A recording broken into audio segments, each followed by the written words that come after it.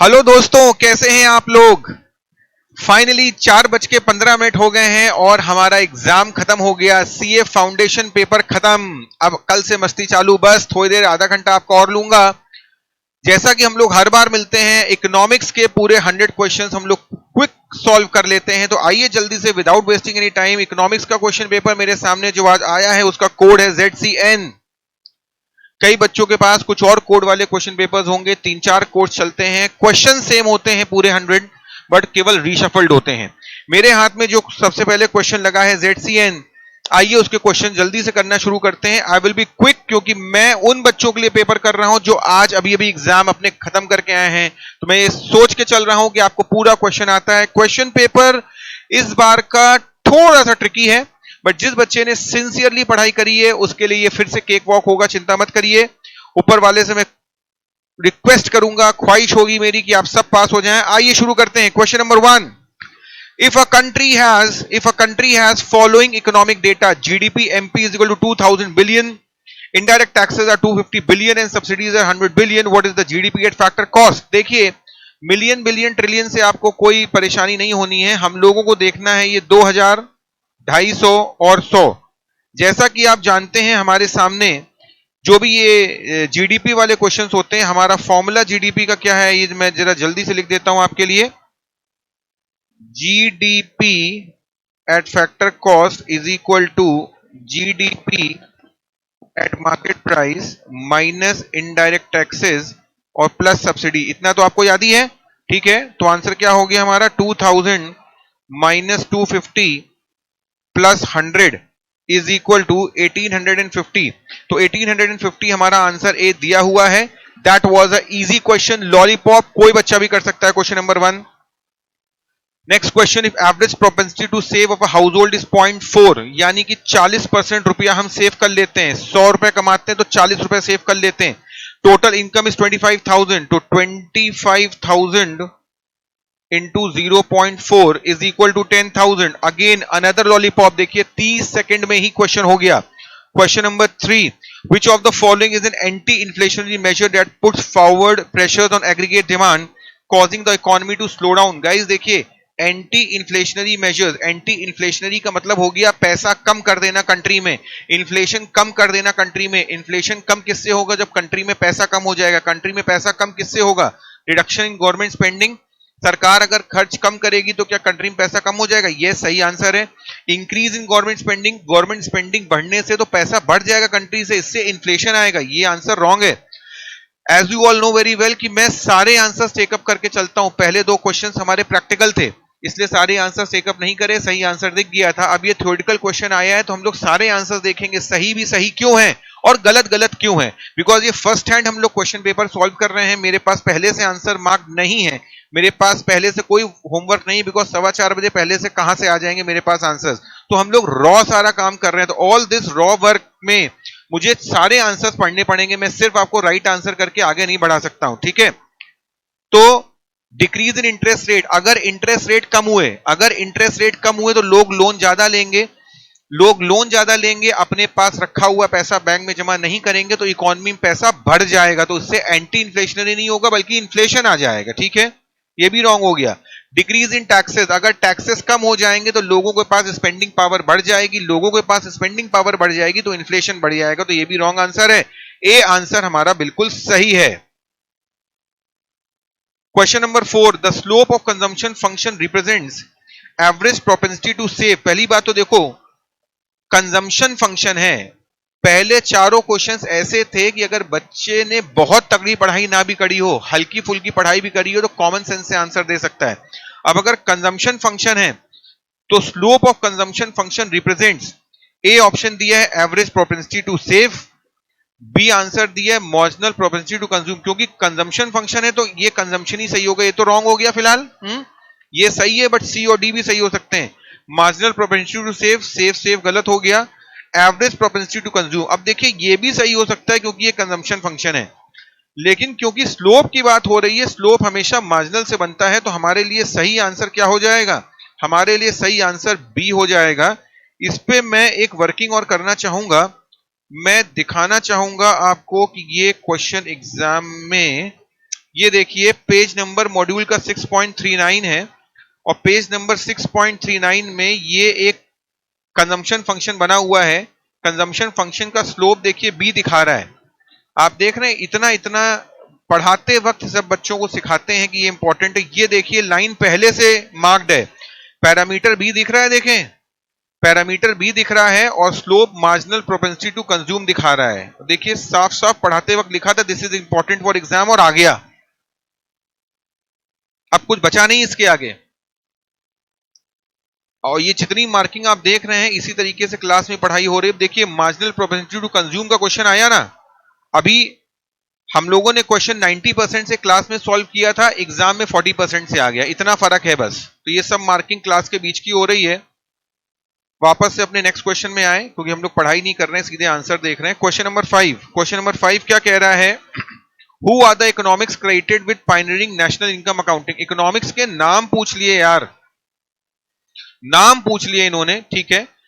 5A option है John Maynard, Keynes and Milton, Simon कूज and Richard Stone, Adam Smith, David Ricardo, Paul Samuelson, Joseph Schumpeter. अब यार देखो ये question कठिन हो गया बिकॉज ये रेक्टाफिकेशन क्वेश्चन है, ठीक है। मेरे को मालूम है क्वेश्चन नंबर 5 का आंसर बी है, बट बच्चों को मुझे बताना पड़ेगा कि ये कहां से टेकअप हुआ है। तो लाइए मैं आपको दिखा दूं जल्दी से, चैप्टर नंबर 6 यूनिट नंबर 1 में ये देखिए पहली ही लाइन में साइमन सर और रिचर्ड सर का नाम दिया हुआ है। इसलिए क्वेश्चन में आए हैं ये लोग क्योंकि नोबेल प्राइज विनर्स थे, कोई हल्के फुल्के लोग नहीं थे। नोबेल प्राइज विनर्स पूरे मॉड्यूल में 1 या 2 ही दिए होंगे, इसलिए ये एग्जाम में आए, अदरवाइज ऑथर्स का नाम ना पूछा जाता। इस तरीके के जो रिसर्चर्स हैं, क्योंकि उनको रट्टाफिकेशन चेक नहीं करना है आपका। तो ये आपने चेक कर लिया। 5 क्वेश्चंस हो गए हमारे सामने। क्वेश्चन नंबर 6 में आ जाएं। Business cycle typically consist of which of the following phases. ये क्वेश्चन हम लोग यूं ही उड़ा देते हैं, हम लोग को पता है पूरे इंडिया के हर बच्चे का ये क्वेश्चन सही होगा। एक्सपेंशन, पीक, कॉन्ट्रैक्शन, थ्राउ, चैप्टर का ही नाम है हमारे, ठीक है। चैप्टर नंबर हमारा ये कौन सा है? 5, okay. Which of the following is true about duration and intensity of business cycle. Duration and intensity of business cycle question है, duration and intensity of business cycle. Question number 7, business cycle have a fix duration. No, कभी भी कुछ भी ऊपर नीचे होता रहता है बिजनेस साइकिल में, कभी फिक्स ड्यूरेशन नहीं होता है।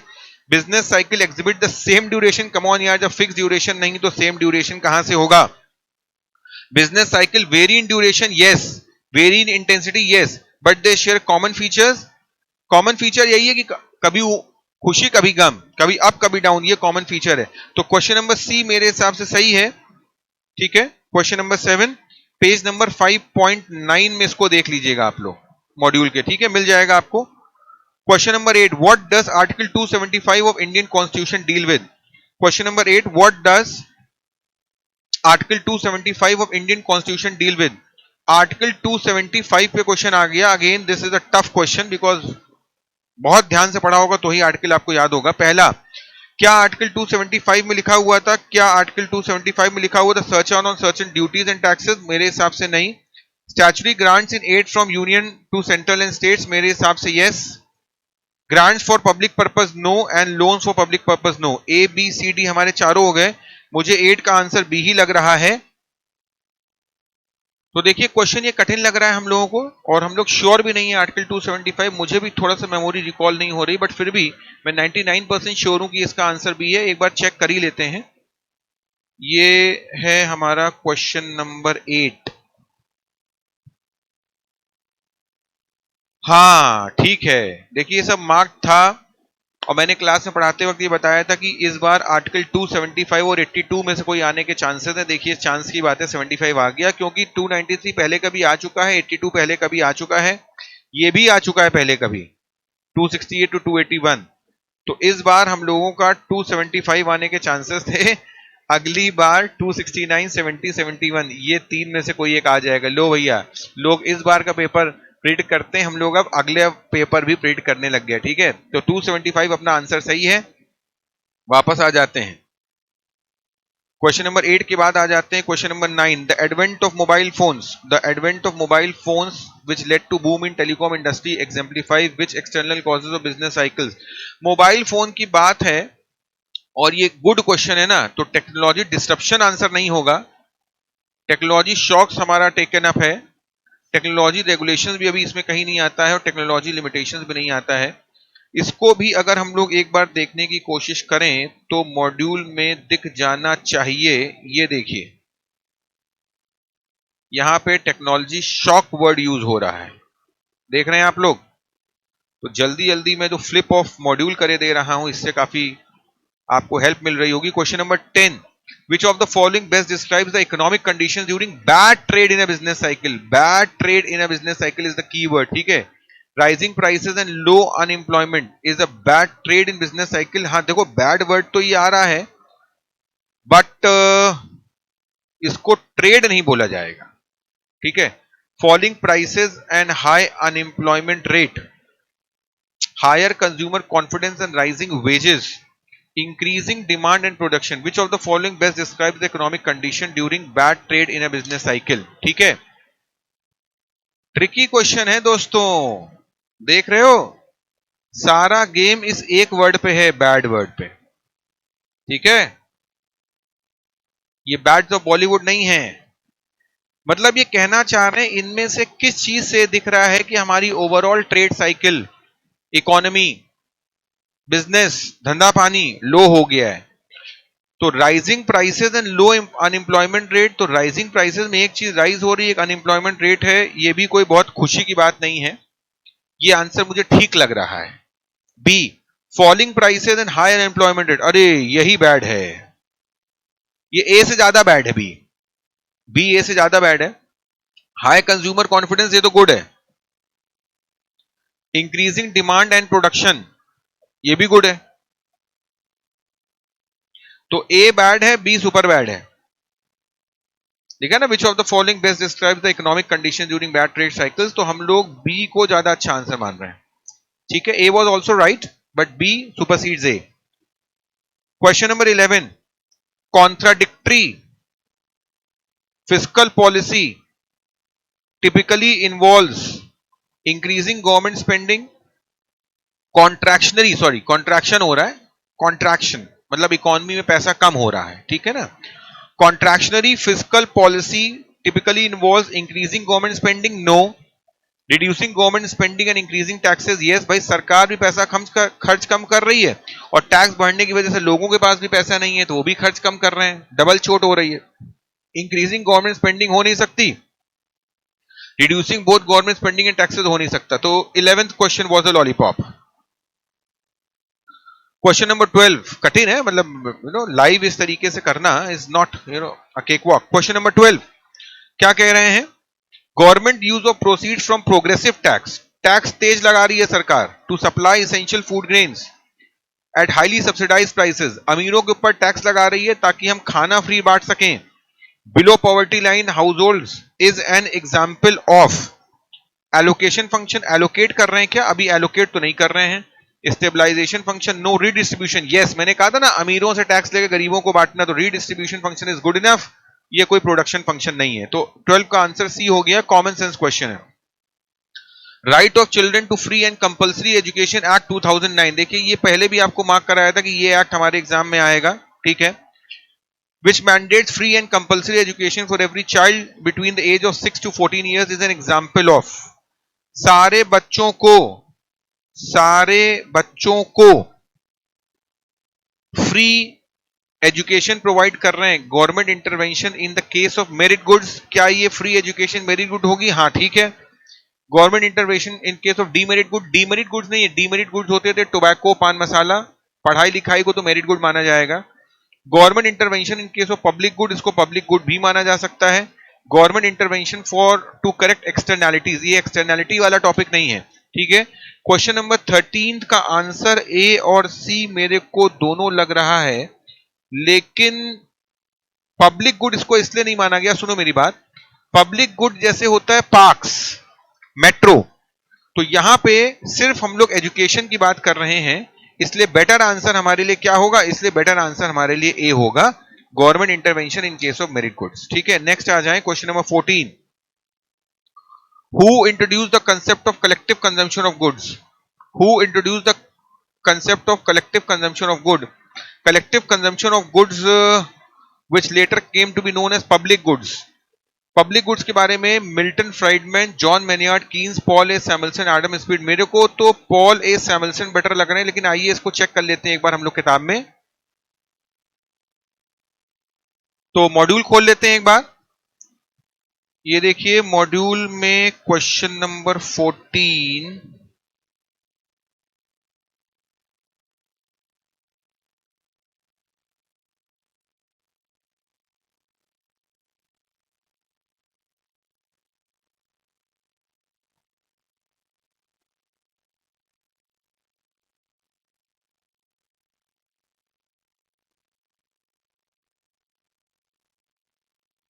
ओ वाओ, बताइए, पैराग्राफ शुरू ही सर के नाम से हो रहा है। Paul A Samuelson introduce the concept of collective consumption of goods. इससे ज्यादा डायरेक्ट क्वेश्चन, इससे ज्यादा लॉलीपॉप क्वेश्चन क्या आ सकता है? चलिए आगे चलते हैं। Question number 15। If a government revenue receipts for the year are 10,000 crores, capital received excluding borrowing are 2,000 crores, revenue expenditure is 12,000 crores, and capital expenditure is 5,000 crores, then what is the fiscal deficit? तो हमें मालूम है fiscal deficit का मतलब क्या होता है। Fiscal deficit का मतलब होता है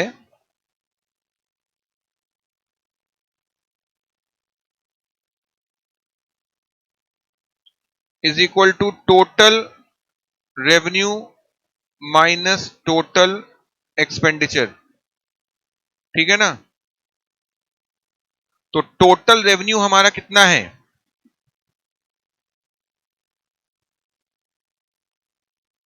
10,000 करोड़ का एक रेवेन्यू है, 2,000 करोड़ का एक रेवेन्यू है। 10,000 प्लस 2,000 माइनस एक्सपेंडिचर कितना है? 12,000 का एक एक्सपेंडिचर है, ये देखिए 5,000 का एक एक्सपेंडिचर है। तो इज इक्वल टू, सबको दिख ही रहा होगा, 12,000 की आमदनी, 17,000 का एक्सपेंडिचर, तो डेफिसिट हमारा 5,000 का हो गया। डेफिसिट 5,000 का हो गया, यानी कि हमारा आंसर नंबर क्या हो गया? आंसर नंबर ए हो गया 15। ठीक है, आगे चलते हैं, बहुत कठिन नहीं था। Question number 16। 16 क्या कह रहा है? Dash is defined as the excess of total estimated expenditure over total estimated revenue and is difference between all receipts and expenses both revenue and expenditure। ठीक है, क्वेश्चन नंबर 16 बहुत कठिन नहीं है, इसको बजटरी डेफिसिट कहते हैं, आप लोग को अच्छे से आता है। Let's proceed further. Question number 17। The situation when the market does not supply products, does not supply products की बात हो रही है, यानी कि मार्केट फेल हो रही है, पार्शियल मार्केट फेलियर। ठीक है। Question number 18। For initial deposit of 6 lakhs, the credit creation is calculated at the rate of rupees 50 lakhs. What required reserve ratio is RRR? यानी कि इसका मतलब ये हो गया 6 लाख डिवाइड बाय 50 lakhs, 12%। ठीक है ना, 12%।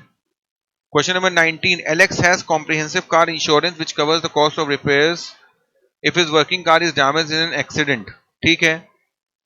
As a result he drives more restlessly, और ज्यादा, मतलब क्योंकि इंश्योरेंस है उसका तो वो लापरवाही से गाड़ी चला रहा है, पढ़ा चुके हैं क्लास में। Knowing that his insurance will cover any damages, over time he gets into more accidents and files more insurance claims.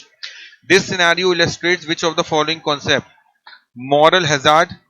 Is it a moral hazard? Yes, क्योंकि उसका moral गड़बड़ हो रहा है, क्योंकि हम इंश्योर्ड लापरवाही से चलाएं, ये सही है। This is not known as market power. Lemons problem ये नहीं होती थी, लेमन्स प्रॉब्लम कुछ और होती थी, आप लोग को पढ़ा चुके। गवर्नमेंट इंटरवेंशन इसमें नहीं है, तो ए आंसर हमारा मॉरल हजार्ड सही है। Under article 266(1) of the constitution of India, which of the following used in relation to all fund flows where the government acts as a banker? Article 266 of the Constitution of India में government as a banker act करती है, क्योंकि government हमारे सारे public accounts manage करती है। तो government as a banker है। कंसोलिडेटेड फंड तो कॉमन फंड होता था जिससे हम लोग पूरे कंट्री का खर्चा संभालते थे। कंटिजेंसी फंड वो जो प्रेसिडेंट के हाथ में होता था, जैसे एकदम से कहीं बाढ़ आ गई तो प्रेसिडेंट ने यूज कर लिया। स्टेट डेवलपमेंट फंड की यहाँ बात नहीं हो रही, वो सिर्फ एक स्टेट की होती है। तो ओवरऑल पब्लिक अकाउंट की यहाँ पे बात हो रही है। Question number 21, if the money supply is 1000 billion and the monetary base is 200 billion, what is the money multiplier? Question number 21, तो कह रहे हैं मॉनेटरी बेस 200 बिलियन है, तो 1000 बिलियन हमारी मनी सप्लाई हो गई। मॉनेटरी बेस 200 बिलियन है, तो 1000 डिवाइड बाय 200 5 टाइम्स होगा मल्टीप्लायर। हाँ ठीक है, ए ऑप्शन ज्यादा सही है हमारा। Question number 22, what is the primary objective of monetary policy in most countries including India? ठीक है, तो कह रहे हैं primary objective of monetary policy. Primary objective क्या होता है किसी भी मॉनेटरी पॉलिसी का? आई रिपीट, प्राइमरी ऑब्जेक्टिव क्या होता है किसी भी मॉनेटरी पॉलिसी का? क्वेश्चन नंबर 22 में तो कह रहे हैं किसी भी मॉनेटरी पॉलिसी का प्राइमरी ऑब्जेक्टिव होता है A, to ensure high level of government spending. High level ही मतलब खूब खर्च करो आंख बंद करके, ऐसा नहीं होता है। ए बहुत अच्छा आंसर नहीं, पर फिर भी देखते हैं। To maintain a balance between price and economic growth, ये वर्ड देखिए अच्छा है, बैलेंस वर्ड अच्छा है, आई लाइक इट। फिलहाल बी बेटर लग रहा है, लेकिन हम सी देखते हैं। To promote export led growth, सिर्फ एक्सपोर्ट थोड़ी, लोकल फॉर वोकल का क्या होगा भाई? विद इन द कंट्री सब कुछ ओवरऑल होना चाहिए, export is a part of it. तो not only to promote, export is a good option but this is not a primary objective. To control exchange rate of all cost, again ये दोनों answers micro हैं। सी और D भी हमें चाहिए, लेकिन हमें सिर्फ सी और डी नहीं चाहिए, हमें बी चाहिए, बैलेंस बिटवीन एवरीथिंग। तो क्वेश्चन नंबर 22 का आंसर बी हो गया। Question number 23, which of the following is not a quantitative tool? Not a quantitative tool, not a quantitative tool as used by RBI to control the money supply in the entire economy, which is not a quantitative tool. Open money market operation ये quantitative tool है। Statutory liquidity ratio भी quantitative tool है। Selective credit control, selective credit control मतलब सिर्फ कुछ areas को देख रहे हैं, तो ये क्वांटिटेटिव टूल नहीं, ये क्वालिटेटिव है, क्वालिटेटिव। कैश रिजर्व रेशियो भी क्वांटिटेटिव है, तो सी आंसर हो गया। ट्रिकी है, पढ़ा हुआ होगा तो बच्चा एक बार में कर लेगा। Question number 24, this is lengthy one now. Which of the following statement are true in relation to crypto currency? Okay, ये क्रिप्टो करेंसी से रिलेटेड आया question number 24। Statement 1, these have achieve significant legislative recognition. Crypto currency को true पूछ रहा है, क्या crypto currency को legislative recognition बहुत तगड़ा प्राप्त है? नहीं। Statement 2, these are not legally recognized in India as a currency. Yes, they are not legally recognized. These are not categorized as money. Crypto currency money है कि नहीं है? कुछ लोग तो उसको मनी की तरह यूज करते हैं, कुछ लोग कहते हैं कि हम लोग लेंगे एज अ मनी। चलो अभी देखते हैं। They are not categorized as money. Statement 4, in India it serves as a legitimate form of payment for goods and service in the same way as traditional money does. जैसे traditional money use होता है, क्या crypto currency भी वैसे ही use होता है? नहीं, crypto currency वैसे नहीं यूज होता है। ये भी ठीक ही लग रहा है इन सबके आगे। They are not characterized as money, they are not legally recognized as Indian currency. तो आंसर 2 और 3 सही हैं, यानी कि हमारा डी सही हो गया। डी सही हो गया ना। क्वेश्चन नंबर 24 ट्रिकी था। Question number 25, when the speculative demand for money becomes perfectly elastic with respect to the interest rate, making the speculative money demand curve parallel to x-axis, this situation is called an speculative demand for money becomes perfectly elastic with respect to interest rate। ठीक है ना, speculative money demand curve parallel to X axis, parallel to X axis यानी कि ये, then this is known as money का expansion हो रहा है। 25 का आंसर अपने को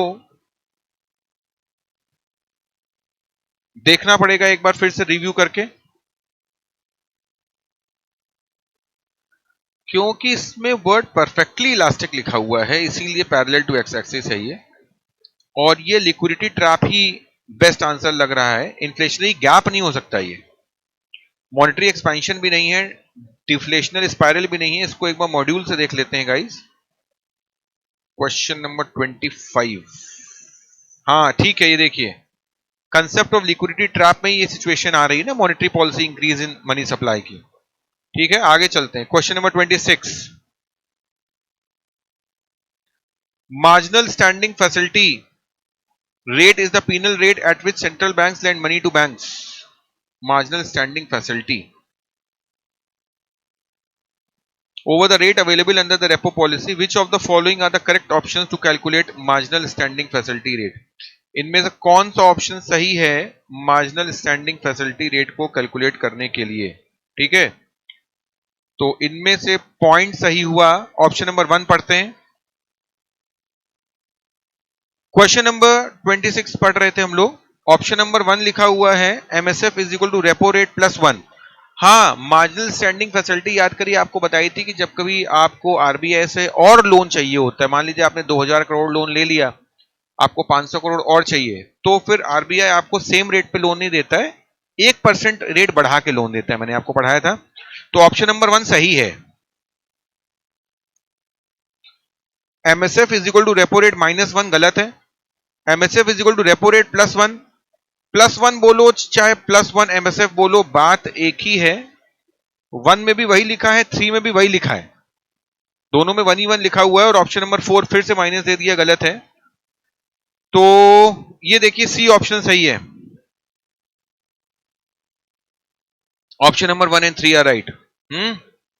बच्चा क्या करेगा, जल्दीबाजी में ऑप्शन नंबर 1 लिख के आ जाएगा, लेकिन लिख के इसलिए नहीं आएगा क्योंकि सभी ऑप्शंस में 2-2 दिए हैं। हर बच्चा पूरा पूरा क्वेश्चन स्टडी करेगा। क्वेश्चन नंबर 27 क्या कह रहा है? According to Friedman, how does the price level as a determinant affect the nominal demand for money? Price level nominal demand for money को कैसे इफेक्ट करता है? It has no effect. अरे इफेक्ट तो करता ही है। It is negatively related to the demand of money. सही बात है, अगर price level price level high होगी तो नॉमिनल डिमांड कम हो जाएगी, नेगेटिवली रिलेटेड। तो 27 का बी फिलहाल सही लग रहा है। सी और डी रीड करें एक बार हम लोग। A rise in price level increases the demand for money and vice versa. Rise in price level, अगर प्राइस लेवल बढ़ जाता है मतलब चीजें महंगी हो जाती हैं तो पैसे की डिमांड ज्यादा चाहिए होती है। अरे ये ज्यादा सही है यार, ये ज्यादा सही है। Rise in price level decreases the demand of money. Price level अगर राइज हो जाता है तो डिमांड डिक्रीज कहां हो जाती है? ये गलत हो गया। तो मेरे हिसाब से यानी कि 27 का आंसर बेस्ट समझ में आ रहा है, C. Next question 28। ABC, a company based in country A, imports machinery from country B. Country A imports machinery from country B. Recently, country A introduced a measure that requires all importers to pay 25% of the total value of goods 3 months in advance. 25% advance दीजिए तब माल भेजेंगे। तो इसका मतलब हो गया financial measures लगा दिए गए हैं। Which measures have been adopted by country A? सही बात है, फाइनेंशियल मेजर्स 28 का ए आंसर सही लग रहा है। प्राइस कंट्रोल मेजर्स, प्राइस के साथ कोई छेड़छाड़ नहीं हो रही, सिर्फ कह रहे हैं एडवांस भेज दो, पैसा पहले भेज दो, प्राइस ऊपर नीचे नहीं हो रहा है। मेजर्स अफेक्टिंग कंपटीशन, कंपटीशन का इससे कोई लेना देना नहीं है। Government procurement policies, procurement policy भी आंसर पार्शली सही है, लेकिन फिस्कल मेजर्स हैं ये। ठीक है, फिस्कल मेजर्स होंगे ये, यानी कि फाइनेंशियल मेजर्स, क्योंकि पैसा एडवांस में लिए ले रहे हैं। फाइनेंशियल मेजर्स, बस यही है और कोई ऐसी खास बात नहीं है। 29th, calculate broad money from the following data. M3 फॉर्मूले की बात हो रही है, तो M3 इज इक्वल टू, हम लोग को पता है M3 is equal to currency with public, M3 is equal to demand deposit with banking system, M3 में पोस्ट ऑफिस डिपॉजिट्स नहीं होते हैं, M3 में टाइम डिपॉजिट्स होते हैं, और फिर M3 में पोस्ट ऑफिस नहीं होते, तो हम लोग पढ़ ही चुके हैं। तो 2250 प्लस 630 प्लस 535, इन तीन को जोड़ दिया जाएगा तो हमारा आंसर आ जाएगा 3415। 3415 दिया हुआ है, तो बाकी आंसर्स को देखने की जरूरत नहीं है। Question was tricky. Question number 30, which monetary tool is used to check temporary liquidity mismatch in the market due to foreign capital flows? Check the temporary liquidity mismatch, उसको ओपन मनी मार्केट ऑपरेशन कहा जाएगा। Question number 30 का answer हमारा सी सही है। ठीक है, क्योंकि ओपन मनी मार्केट ऑपरेशन में जैसे सरकार अपनी किसान विकास पत्र, एफडियां बेचने लग जाती है, तो जब बेचेगी तो इकोनॉमी से पैसा कम हो जाएगा, खरीदेगी तो इकोनॉमी में पैसा कम हो जाए, इंक्रीज हो जाएगा, बढ़ जाएगा। तो ओपन मार्केट ऑपरेशन से हमारा लिक्विडिटी मिसमैच टेम्परेरी ठीक किया जाता है। Question number 31, which of the following, question number 31, which of the following FDI 100% investment is allowed under the automatic route for airport projects. देखो एयरपोर्ट प्रोजेक्ट्स हम लोग पहले भी पढ़ चुके हैं, ये ब्राउनफील्ड होते हैं। ब्राउनफील्ड क्यों होते हैं? देखो दो होते हैं, ग्रीन फील्ड, एक ब्राउन फील्ड। जब बिल्कुल प्रोजेक्ट जीरो से स्टार्ट किया जाता है, किसी एक शहर में नया एयरपोर्ट बन रहा है बिल्कुल जमीन लेके, तो उसे ग्रीन फील्ड कहा जाता है। आजकल लेकिन हमारे एयरपोर्ट्स जो बने बनाए हैं उनको रिवैम्प किया जा रहा है, इसलिए उसको ब्राउनफील्ड इन्वेस्टमेंट कहते हैं, और ये हम लोग पढ़ चुके हैं क्लास में। Question number 32, who proposed that a country should export in which it has the greatest absolute advantage and import goods in which its absolute advantage is comparatively less? ये easy question है। Who proposed, हम लोग को पता है, Adam Smith. ठीक है, आगे आते हैं। Question 33, which of the following consists of group of countries that have a free trade agreement? ये थोड़ा सा disputable question हो गया। फ्री ट्रेड एग्रीमेंट, इसमें क्या है, economic and monetary union is the closest answer. ठीक है, बट बेस्ट आंसर है हमारा जो लास्ट ऑप्शन है, सिक्स्थ वाला, बट क्योंकि एबीसी नहीं सही है, तो एबीडी नहीं सही है, तो क्लोजेस्ट आंसर हमारा इकोनॉमिक एंड मॉनेटरी यूनियन हो गया। क्वेश्चन नंबर 34, क्या कह रहा है, country x has seen an increase in real effective exchange rate, और as a result country X goods are becoming more expensive for the foreign buyers and import from other countries. What is the likely impact of country X's economy? भाई देखो, अगर country X की चीजें expensive हो जाती हैं तो क्या होगा, दूसरे लोग उससे माल नहीं खरीदेंगे, कंट्री X का एक्सपोर्ट कम हो जाएगा, and they will become less competitive. ठीक है, कॉमन सेंस क्वेश्चन था।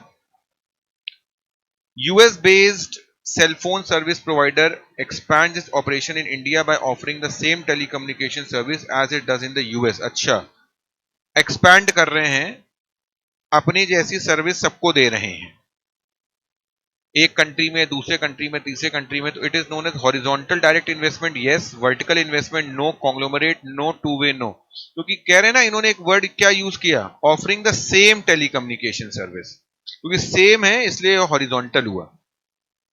Government of India has imposed tariff on steel product as under, tariff वाला तो क्वेश्चन इस बार आना ही था। 5% एड वैलोरम और 800 per ton whichever is higher. Very good, अच्छा हुआ हम लोगों ने ये इतना डीपली पढ़ा था। It is an example of, ये किस चीज का एग्जाम्पल है, क्योंकि दोनों लिख दिए ना, 5% एड वैलोरम, एड वैलोरम मतलब एमआरपी का 5% टैक्स ले लेंगे या 800 पर टन ले लेंगे, विच एवर इज हायर, तो ये मिक्स टैरिफ है बेटा। ये कौन सा टैरिफ है, ये मिक्स टैरिफ है हमारा, कंपाउंड नहीं हुआ, बाउंड नहीं हुआ, एड वैलोरम नहीं हुआ। Question number 37, which of the following is not the advantage of fixed exchange rate regime? कह रहे हैं नॉट द एडवांटेज। ठीक है, तो कह रहे हैं N increase in speculation on exchange rate movement, increase in speculation advantage कहां से हो सकती है, तो डिसएडवांटेज हो सकती है। कह रहे विच of the following is not an advantage, ये सही लग रहा है। Enhances international trade and investments, क्या इससे इंटरनेशनल ट्रेड इनहांस होती है? नहीं। Avoid currency fluctuations and eliminate exchange rates, which of the following is not the advantage. Currency fluctuation का इससे क्या, अच्छा avoid currency fluctuation, avoid currency fluctuation तो एडवांटेज हो गई, उन्होंने पूछा विच इज नॉट द एडवांटेज, तो ये आंसर सही हो गया। इनहांसेस द क्रेडिबिलिटी, क्रेडिबिलिटी भी इनहांस करना है, देखो रिवर्स टाइप का क्वेश्चन है, अगर इन्होंने पूछा हो तो विच ऑफ द फॉलोइंग एडवांटेज, तो ये भी एडवांटेज है, ये भी एडवांटेज है, ये भी एडवांटेज है, ये एडवांटेज नहीं है, और इन्होंने नॉट पूछा इसलिए ये आंसर सही है, ऑप्शन नंबर ए।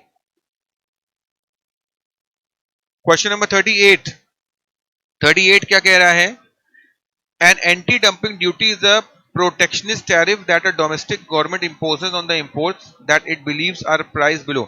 तो इन्होंने कहा anti dumping duty, anti dumping duty वो ड्यूटी होती है कि हमारे कंट्री में तुम जब माल भेजो तो तुम्हारा प्रोडक्ट हमारा प्रोडक्ट सेम प्राइस का होना चाहिए, ठीक है, तभी एंटी डंपिंग होगा। तो जब भी तुम्हारा प्रोडक्ट दूसरे कंट्री का सस्ता होगा और हमारे कंट्री का महंगा होगा तो हम उस कंट्री के प्रोडक्ट को अपनी कंट्री के बराबर लाने के लिए, फेयर मार्केट वैल्यू लाने के लिए एंटी डंपिंग ड्यूटी लगाएंगे। तो क्वेश्चन नंबर 38 का आंसर सी सही है। Question number 39, which of the following is not an example of technical barrier. Not word use कर रहा है, तो कह रहे हैं not an example of technical barrier. Eco labelling technical है कि भाई पीछे टेक्निकल पैरामीटर्स लेबलिंग वगैरह होनी चाहिए, प्रोडक्ट में क्या है क्या नहीं लिखा होना चाहिए। क्वालिटी स्टैंडर्ड भी टेक्निकल बैरियर है। इंपोर्ट कोटा कोई टेक्निकल बैरियर नहीं है, तो कोटा है, तो नॉट में सी ज्यादा सही लग रहा है मुझे फिलहाल। डी क्या है, ऑर्गेनिक सर्टिफिकेशन भी टेक्निकल बैरियर है, तो ये सब टेक्निकल है, ये टेक्निकल, ये टेक्निकल, ये टेक्निकल, सी टेक्निकल नहीं है, ठीक है। क्वेश्चन नंबर 39 हो गया। क्वेश्चन नंबर 39 के बाद क्वेश्चन नंबर 40 में आ जाते हैं। फॉरेन इन्वेस्टमेंट प्रमोशन बोर्ड में आ जाए। Foreign investment promotion board was abolished in May 2017 and which of the following replaced it. अब ये रट्टाफिकेशन वाला टॉपिक आ गया। तो फॉरेन इन्वेस्टमेंट फैसिलिटेशन पोर्टल बनाया गया था फैसिलिटेट करने के लिए चीजों को, कि चीजें फास्ट हो जाएं, स्ट्रांग हो जाएं, स्मार्ट हो जाएं। क्वेश्चन नंबर 41 में आ जाएं। The dash include the stable and transparent tax structure, better tax compliance के लिए, प्राइवेट सेक्टर के लिए, पार्टिसिपेशन के लिए। तो ये हमारे फिस्कल रिफॉर्म्स थे, ठीक है। क्वेश्चन नंबर 41 डायरेक्ट है, capital market reforms, trade policy और मॉनेटरी, ये रॉन्ग आंसर्स है। Which of the following sector has recently been included under the PLI scheme. तो ये कह रहे हैं कि कौन सा सेक्टर है जो पीएलआई स्कीम में आ गया है। पीएलआई का मतलब समझे तुम लोग, पीएलआई का फुल फॉर्म क्या हुआ, ये कह रहे हैं वो गुड्स हैं जो बिजली बचाते हैं, जैसे ईवी हो गया, सोलर पैनल्स हो गया। तो ये वाइट गुड्स हमारा आंसर हुआ, air conditioners and LED lights वाला। सी हो गया, प्रोडक्शन लिंक्ड इंसेंटिव स्कीम में किसको दिया गया था बढ़ावा, वाइट गुड्स को। क्वेश्चन नंबर 43 में आ जाएं। Which of the following was not the focus of monetary and financial sector reforms. कह रहे हैं नॉट द फोकस, तो इनमें से किसमें मॉनेटरी और फाइनेंशियल रिफॉर्म्स नहीं है। Reducing the burden of non performing assets on government bank, NPA, banks के बैड लोन्स, इस पे फोकस नहीं था। Restricting foreign investment in banks, which was the following was not the focus. अच्छा इस पे तो फोकस था, 43 का बी, इस पे फोकस नहीं था, कह रहे हैं ना not the focus. Introducing sustaining competition, competition तो अच्छी बात होती है। डीरेगुलेटिंग इंटरेस्ट रेट्स, ये भी ठीक है। तो इसमें थोड़ा सा ये देखना पड़ेगा कि क्वेश्चन नंबर 43 में foreign investment is not the focus, ठीक है ना, नॉट लिखना है, नॉट, तो बी सही आंसर हो गया, ठीक है ना, इस पे फोकस नहीं था, बाकी तीनों पे था। Which type of economy is described as prevalent in ancient and medieval India. Ancient मतलब पुराने जमाने में, और मिडीवियल इंडिया में हमारी कौन सी इकोनॉमी थी, एग्रीकल्चर इकोनॉमी थी, हाँ। सेल्फ रिलायंट थे हम लोग, ना। हेवली ट्रेड डिपेंडेंट थे, ना। बार्टर सिस्टम था, ना। प्रीडोमिनेंटली एग्रीकल्चरल इकोनॉमी थी। ये इजी क्वेश्चन है। What is the full form of PMI? What is the full form of PMI? तो ये तो purchase manager index, prime minister management index, देखो ये तो गलत हो गया। परचेज मैनेजमेंट इंडेक्स 45 का B.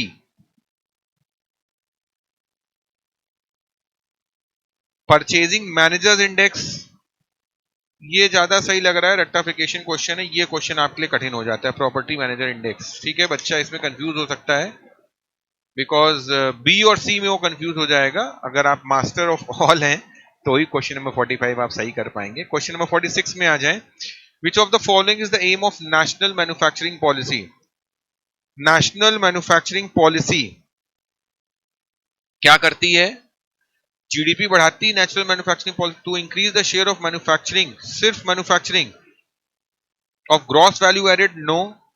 NDP to 27%, NNP, GDP to 25%, ये सही है। क्वेश्चन नंबर 46 का आंसर डी सही है।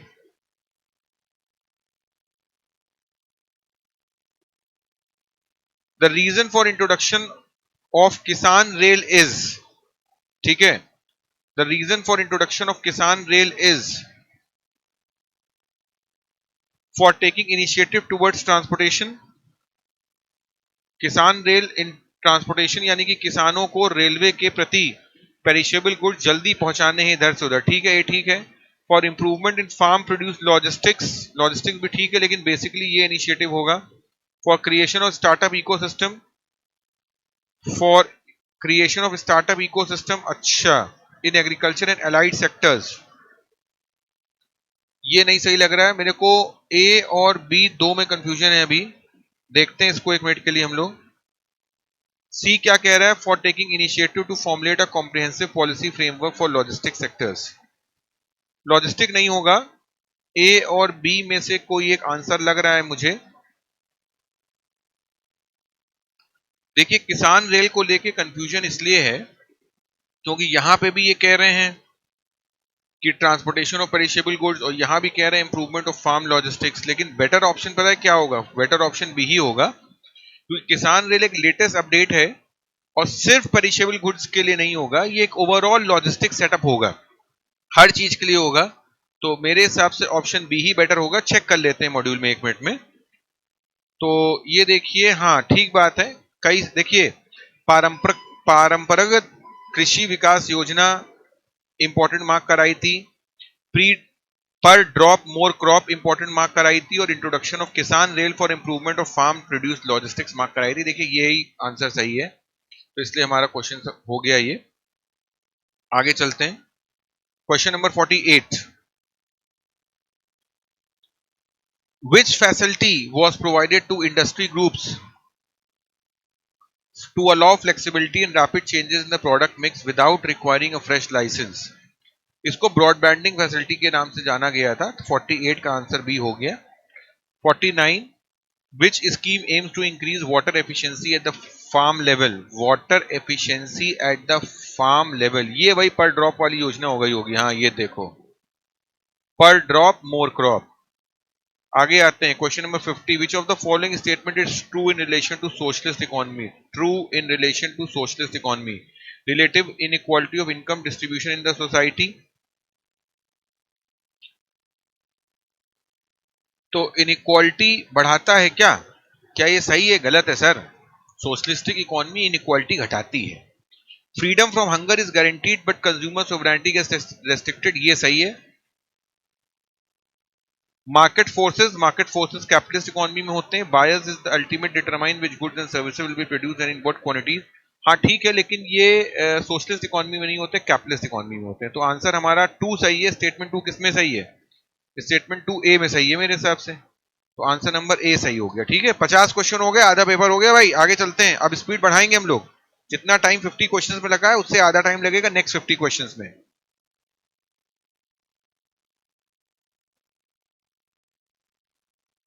The important features of mix economy is, mix economy के क्या इंपॉर्टेंट फीचर्स है गाइस? अब हम लोग थोड़ा स्पीड बढ़ा रहे हैं ना, तो will have to be a little. हम लोग को पता है मिक्स इकोनॉमी में प्राइवेट सेक्टर पब्लिक सेक्टर दोनों होते हैं, तो ये बहुत इजी क्वेश्चन हो गया। 51 दोनों किस में है, सी में है, ठीक है। 52 विच of the following is not covered under macro economics. Macro economics में कौन कवर्ड नहीं है, behaviour of firms, firms micro होती हैं, ठीक है, बैलेंस ऑफ पेमेंट वगैरह सब मैक्रो होता है। Ice cream company is planning to expand this business before making decisions, it studies various economic factors. एक आइसक्रीम कंपनी की बात हो रही है, तो ये मैक्रो हो नहीं सकता, इंटरनेशनल हो नहीं सकता, नेशनल हो नहीं सकता, ये माइक्रो की बात होने लग गई, ठीक है। 54 under dash condition supply will be more than under the dash conditions, ठीक है। इसका क्या मतलब हो गया, under competitive conditions supply will be more than under the monopolise conditions, ठीक है, क्योंकि मोनोपोली में उसका जितना मन होगा वही करेगा, तो इसका आंसर हमारा बी हो गया। Demand is said to be elastic if, demand is said to be elastic if E is greater than 1, ठीक है, लेस देन 1 इक्वल टू 1 0 से बेटर आंसर है। 56 consumer is in equilibrium position as at a point where the price line is, consumer equilibrium पे तभी होता है जब tangent to indifference कब होती है, खूब बनवाया हुआ है डायग्राम, रटवाया हुआ है, ठीक है। Which of the following is not the characteristics of a capitalist economy, capitalist economy में प्रॉफिट मोटिव होता है, कैपिटलिस्ट इकोनॉमी में कंपटीशन होता है, फ्रीडम ऑफ एंटरप्राइज होता है, कलेक्टिव ओनरशिप नहीं होता है, क्योंकि कलेक्टिव ओनरशिप किसमें होता है, सोशलिस्ट में होता है। तभी कह रहे हैं ना विच of the following is not the characteristic. 58 what will happen to the demand if a larger portion of people belong to older age groups relative to the younger age groups, तो इसमें हो जाएगा कि वो लोग स्पेक्टिकल्स और walking sticks ज्यादा खरीदेंगे अगर बूढ़े लोग इकोनॉमी में ज्यादा हैं तो। अब देखिए हलवा क्वेश्चंस आने लग गए ना, माइक्रो आ गई, बहुत तेजी में काम हो रहा है। The condition of consumer equilibrium is given by, we know it very well, marginal utility of x upon price of y is equal to marginal utility of y upon price of y. Question number 60, which of the following statement is true about given goods? All given goods are inferior goods, yes. All inferior goods are given goods, no. भाई given is subset of inferior, ठीक है ना, इसलिए ए ज्यादा सही है। Concept of consumer surplus is closely related to, consumer surplus is closely related to dash curve. Consumer surplus is closely related to demand curve, ठीक है। Slope of the budget line is determined by relative price of the two goods and is equal to slope of the budget line. Budget line में हम लोग price ratio of the two goods देखते हैं ना, x और Y के क्या prices हैं, ठीक है। Question number 63, how does N increase in income of the consumer generally effect the demand of the normal goods. Normal goods, अगर लोगों की आमदनी बढ़ती है, अगर लोगों की आमदनी बढ़ती है तो नॉर्मल गुड्स वो जैसे कपड़े हैं, जूते हैं, स्टेशनरी है, ज्यादा खरीदने लग जाते हैं, इट इंक्रीजेस द डिमांड, ठीक है, इजी है। If company increases it advertisement expenditure bye 20%, advertisement expenditure उन्होंने 20% से बढ़ा दिया, डिमांड 40% से बढ़ गई, डबल हो गया ना, percentage change in demand, percentage change in demand upon percentage change in advertisement expense, 40/2, answer 2 हो गया। 64 65 में आ जाए, when an average product rises as a result of increase in quantity of the variable input, marginal product है, सुनो, average product rises, average product rises, तो marginal product उस समय क्या हो रहा होगा, ऑफ कोर्स एवरेज से ज्यादा होगा। ये वही वाला एग्जांपल हो गया कि 4 सब्जेक्ट में 90% आए हैं, 4 सब्जेक्ट में 90% आए हैं, तो क्या होगा, 4 सब्जेक्ट में अगर 90% नंबर आ गए हैं तो पांचवें सब्जेक्ट में जब 90 से ज्यादा होंगे तो एवरेज बढ़ेगा, average product rises when marginal is more than average, ठीक है।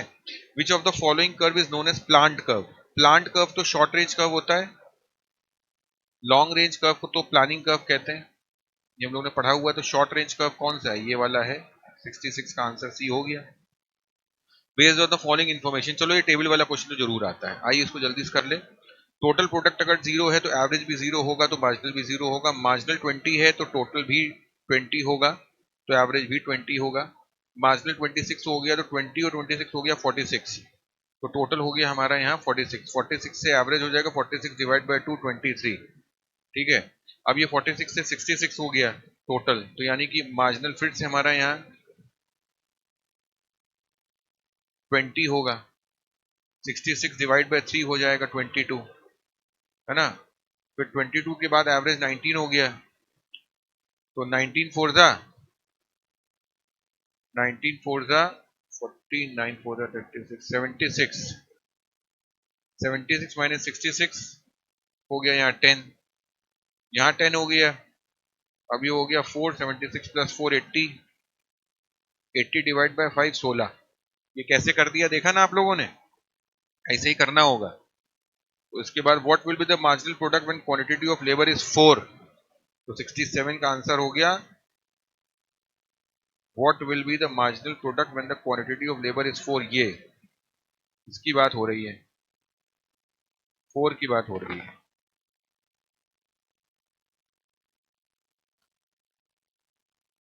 What is the marginal product, तो 4 पे हमारा मार्जिनल प्रोडक्ट सी है, ठीक है, 10 है,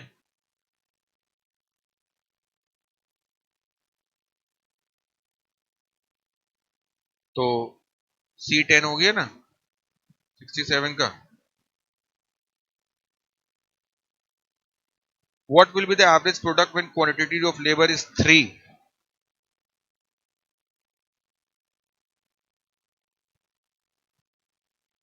Average when labor is 3, average तो ये है 22, तो 68 का आंसर ए हो गया, ठीक है। What will be the total product when quantity of labor is 5? देख चुके हैं यार अभी हम लोग, 80 था। चलते हैं आगे, चलो। Question number 70, which of the following factors or resources make it possible to produce goods and services? Land, labor, capital, entrepreneur. That was a lollipop. Cobb Douglas production function में it is a combination of labor and capital, ठीक है। After identifying the market, the enterprise has to take decision regarding 4 P's: product, promotion, price and place. ये सब rectification वाले question आ रहे हैं, easy है, सब आपको पता है। If a firm adds more number of workers but total output starts to increase at decreasing rate, the firm is experiencing diminishing marginal returns, क्योंकि यहाँ पे डिक्रीजिंग रेट है, बढ़ोतरी हो रही लेकिन डिक्रीजिंग रेट पे। Question number 74, which of the following statement is correct? A period will be considered shortened if the amount of at least one input is there. Yes.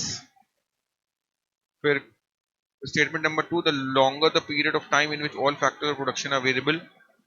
Okay. ये भी सही लग रहा है। In short run all inputs are fixed. नहीं, short run में कह रहे हैं मिनिमम एक फिक्स होना चाहिए, ये गलत हो गया। In the long run all input except one are fix, नहीं, लॉन्ग रन में सब वेरिएबल होता है। 1 और 2 सही है, 1 और 2 किसमें सही है? सी में सही है, ठीक है। आगे चलते हैं।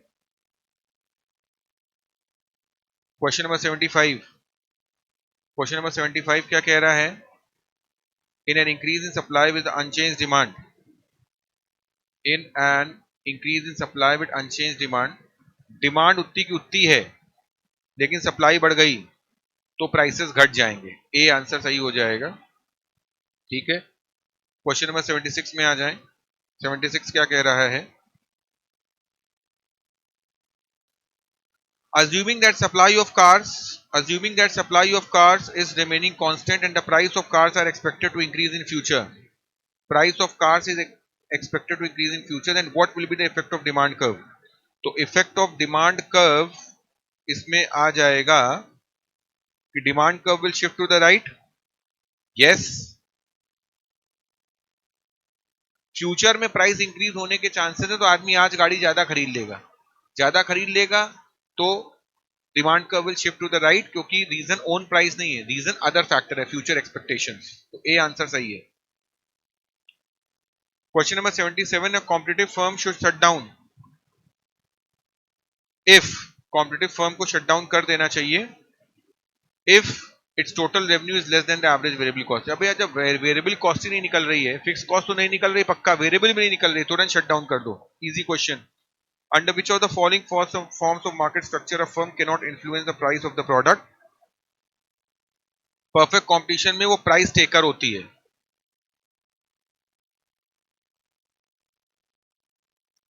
Question number 79, what is the average variable cost when the quantity produced is 100 units, total cost is 1000 and fix cost is 200।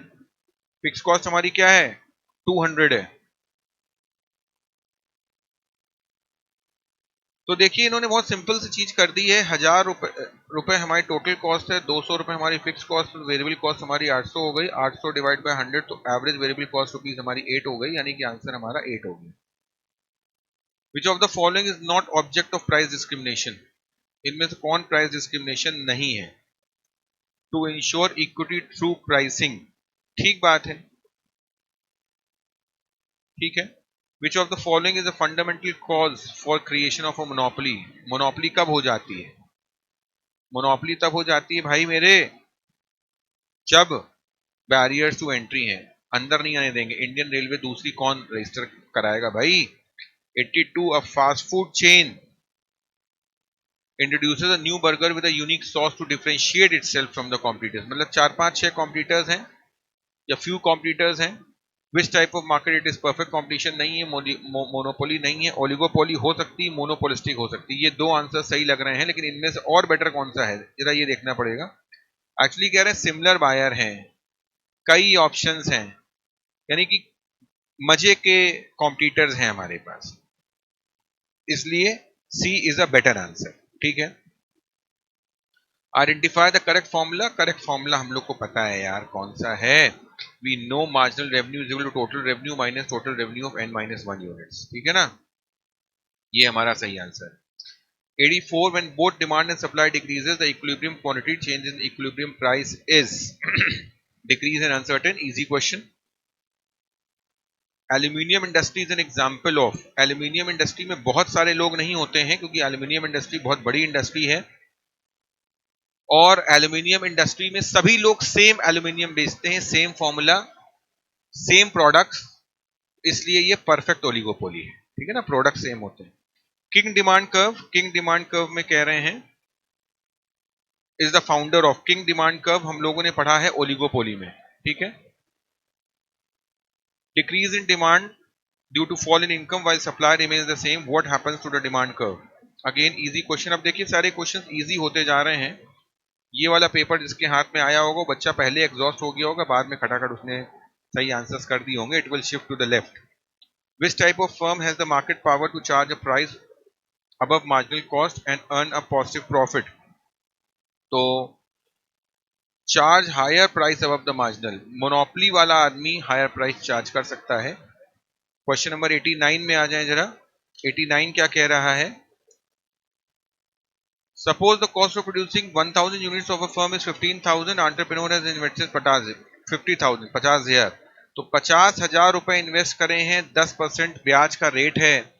Implicit cost पूछ रहा है, तो इम्प्लिसिट कॉस्ट तो वही होती ना एंटरप्रेन्योर की नोशनल कॉस्ट, एक्सप्लिसिट नहीं। तो आंसर हमारा हो जाएगा 50,000 का 10% 5,000, ठीक है। आगे आते हैं। Consider the following data and answer the question number 90 to 92। ये डेटा दिया हुआ है हर साल का। In which financial year price level has fallen, किस साल में प्राइस लेवल फॉल हुआ है?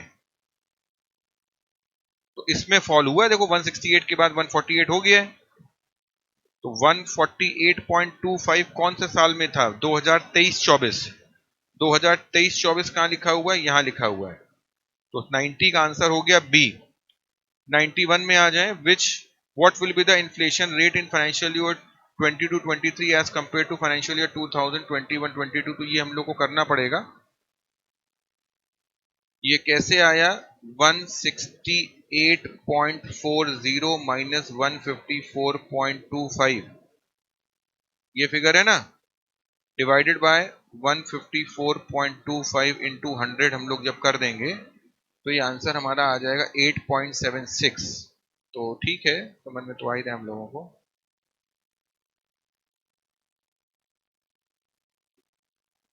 Okay. In which financial year the nominal GDP and real GDP are the same? तो नॉमिनल जीडीपी और रियल जीडीपी तो पहले साल सेम होती है, ये 2020-21, तो 2020-21 हमारा सी में दिया हुआ है, ठीक है।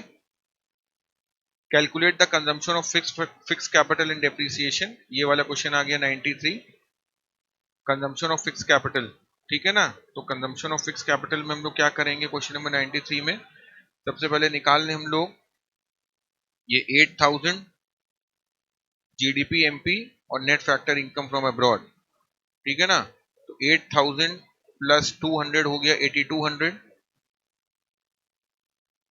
माइनस एनएनपी एमपी यानी कि 5600, ठीक है ना।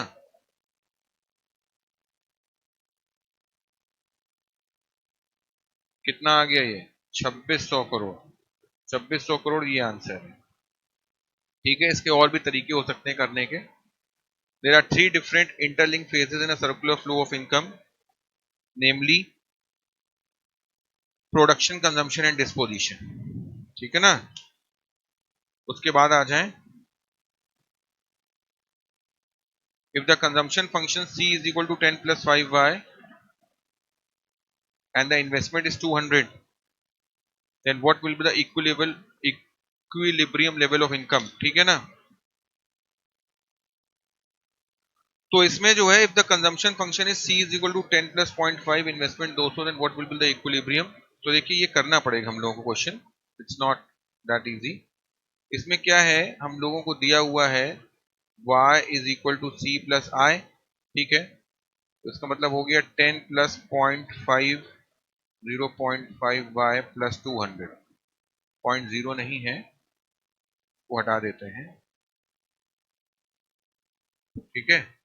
इससे हमारा आंसर आ जाएगा y is equal to minus 0.5y is equal to 210 और y is equal to 210 divide by 0.5 is equal to 420, ठीक है। सी ऑप्शन हो गया। The maximum value of investment multiplier will be infinite when the value of MPC is 1, marginal propensity of consumption is 1, मतलब पूरा पूरा consume कर लिया, कुछ भी नहीं सेव किया ना, तो 96 का आंसर ये हो गया। Gamma Limited, a South Korean company, earns profit from its manufacturing operations. How these profits will be reflected in economic measures of the both countries? Profit from its manufacturing operations in India, तो इससे क्या होगा, दोनों कंट्रियों की GDP बढ़ जाएगी ना। They will be included in India GDP and South Korea's GNP। हमारा जीडीपी बढ़ेगा, उनका ग्रॉस नेशनल प्रोडक्ट बढ़ेगा, ठीक है। बस 98 क्वेश्चन पे आ गए, 100 थे। If national income increases from 500 crore to 2500 crore due to an increase in investment of 200 crore, what will be the value of marginal propensity to consume. Okay, national income 500 crore से 2500 करोड़ हो गए भैया, ठीक है ना। तो इसको ऐसे करना पड़ेगा, इंक्रीज हो गया है 2500 माइनस 500 और इन्वेस्टमेंट बढ़ा था 200 से, तो ये हो गया 2000 crore divide by 200 is equal to 10 times, ठीक है ना। अब हमारा we know that k is equal to 1 upon 1 minus marginal propensity to consume, तो ये हो गया 1 अपॉन 1 माइनस MPC यानी कि 10 हो गया, तो हमारा आंसर आ जाएगा 0.9। हमारा आंसर क्या आ जाएगा, 0.9 आ जाएगा। तो 0.9 किसमें है, ए में है, ठीक है। Calculate the net factor income from abroad from the following data. Net factor income from abroad from the following data.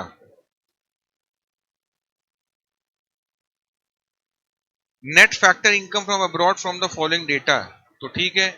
Net NNP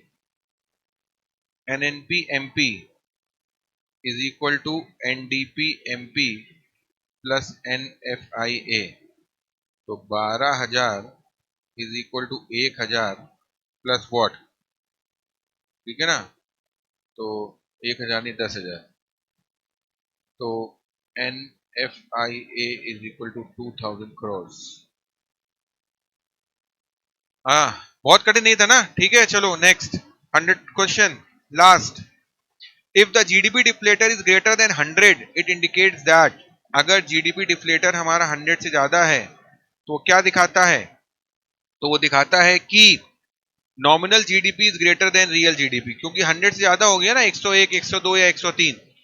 तो दोस्तों फाइनली हम लोगों ने ये सारे क्वेश्चंस कर लिए। क्वेश्चंस बहुत अच्छे थे, क्वेश्चन पेपर बहुत दिमाग से बनाया गया, केवल एक क्वेश्चन ऐसा था जिसमें कि हमारा ऑप्शन कोई और बेटर हो सकता था, तो हम लोगों ने सेकंड बेस्ट आंसर दे दिया था। आईसीआई के पूरे पेपर में इस बार कोई गलती नहीं थी। Hats off to ICI. कोई भी बच्चा जिसने ईमानदारी से एक या दो बार मॉड्यूल की रीडिंग करी होगी एंड स्कैनर अपना पूरा लगाया होगा, क्योंकि कई सारे क्वेश्चन पास्ट ईयर से रिलेटेड आए हैं, वो बच्चा जरूर सफल हो जाएगा। I wish you all good luck for your future endeavors, and let's meet you all in CA Inter. Thank you very much.